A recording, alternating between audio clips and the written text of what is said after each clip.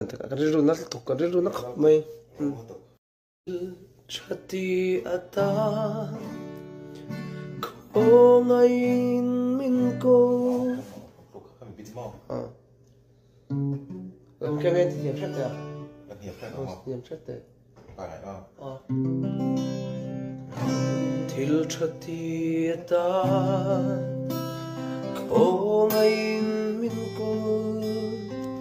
chat lại ni te hi lalpa ta na mang tu tiam na the na le kan rồi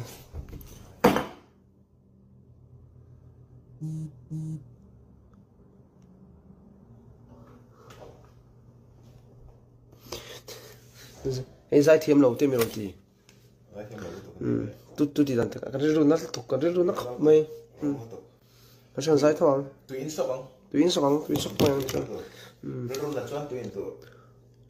rồi mấy ở đây nó quay gần qua hay thấu chưa cái thịt lang đậu bọc xem mà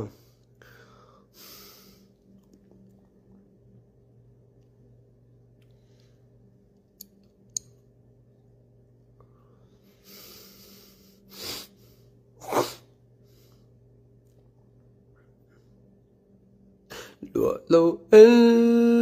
đi mê ta mang ngày năm mi